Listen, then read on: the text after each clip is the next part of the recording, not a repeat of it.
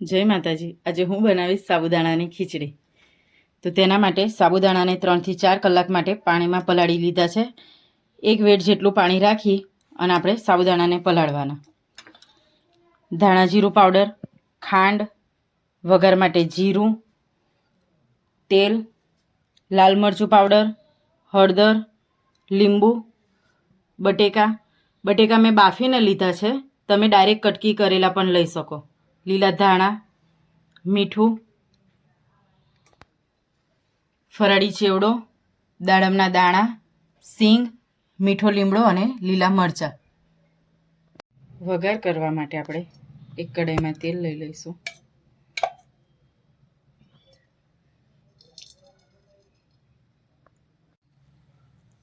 તેલ આપણું ગરમ થઈ ગયું છે। હવે તેમાં જીરુંનો વઘાર કરીશું। જીરું તતડી જાય, જીરું તતડી ગયું છે। હવે સિંગદાણા એડ કરીશું। ધીમા ગેસે સિંગદાણાને સરસ ફ્રાય કરી લઈએ। સિંગદાણા સરસ ફ્રાય થઈ ગયા છે। હવે તેમાં લીલા મરચાં, મીઠો લીમડો અને હળદર એડ કરી તેમાં આપણે બટેકા એડ કરીશું। બટેકાને તેલમાં સરસ ફ્રાય કરી લઈએ।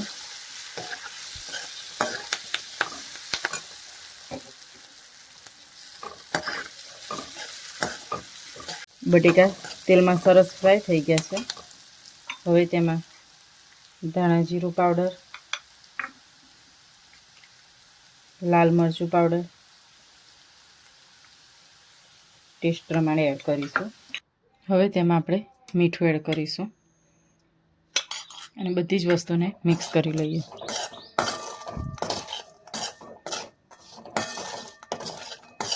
બધી વસ્તુ સરસ મિક્સ થઈ ગઈ છે। હવે તેમાં સાબુદાણા એડ કરીશું।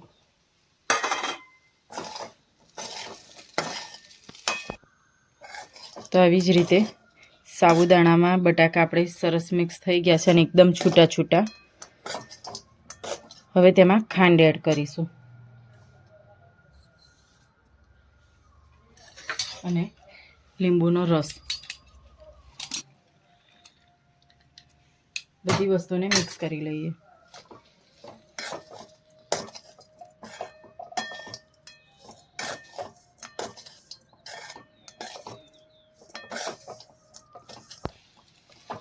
હવે આપણે સાબુદાણાની ખીચડીને ઢાંકીને 5 મિનિટ માટે થવા દઈશું।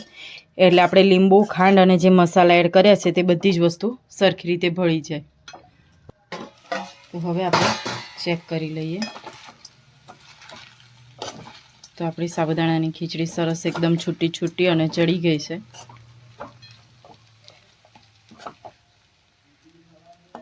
હવે તેના પર ધાણા સ્પ્રિંકલ કરીશું।